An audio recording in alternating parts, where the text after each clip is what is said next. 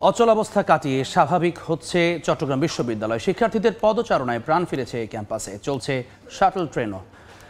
সকাল থেকে ক্লাসে ফিরতে শুরু করেছেন শিক্ষার্থীরা। তবে দাপ্তরিক কার্যক্রম চললেও অনুষদ আর ক্লাস এখনও ফাঁকা। এদিকে জারি করা ১৪৪ ধারা তুলে নিলেও স্ট্রাইকিং ফোর্সের টহল অব্যাহত রয়েছে। এর আগে মঙ্গলবার রাতে জরুরি সিন্ডিকেট সভায় শিক্ষার্থী এলাকাবাসীর সংঘর্ষের ঘটনায় তদন্ত কমিটি গঠন করা সহ ১২টি সিদ্ধান্ত নিয়েছে বিশ্ববিদ্যালয় কর্তৃপক্ষ।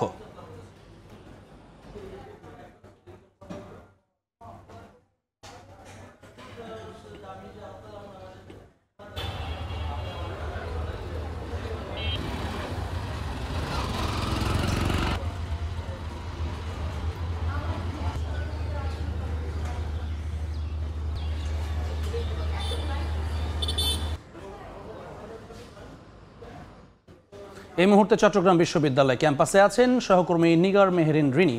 সরাসরি যাচ্ছি তার কাছে।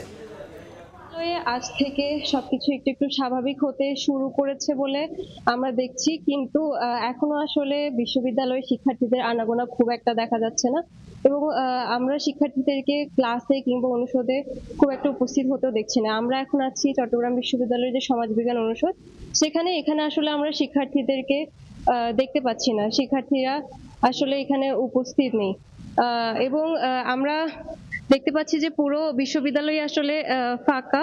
আমরা কথা বলেছি বিশ্ববিদ্যালয়ের সমাজবিজ্ঞান অনুষদের ডিন অধ্যাপক ডক্টর এনায়েতুল্লাহ পাটোয়ারি। তিনি বলছেন শিক্ষার্থীরা যে ঘটনাটি ঘটে গেছে সেই ঘটনা নিয়ে ভীষণভাবে আতঙ্ক, এবং এটি তাদেরকে মানসিকভাবে ভেঙে দিয়েছে, যার ফলে শিক্ষক কিংবা শিক্ষার্থী কেউই ক্লাসে উপস্থিত হতে পারছে না।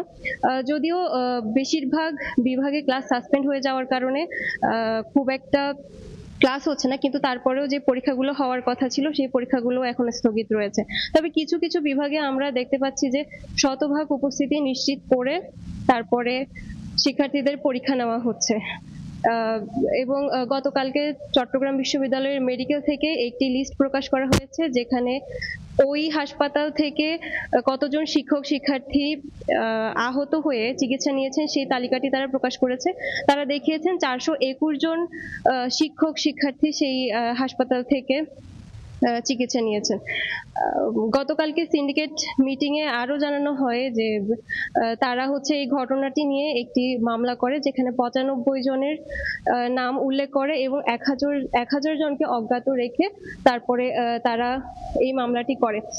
এবং নিরাপত্তা দপ্তর থেকে অস্ত্র চুরি হওয়ার যে ঘটনাটির কথা জানায়, আমরা জানতে পেরেছি সেই অস্ত্রগুলো ধীরে ধীরে যারা নিয়েছে তারা ফেরত দিয়ে যাচ্ছে। চট্টগ্রাম বিশ্ববিদ্যালয় থেকে এই ছিল আমার কাছে সর্বশেষ।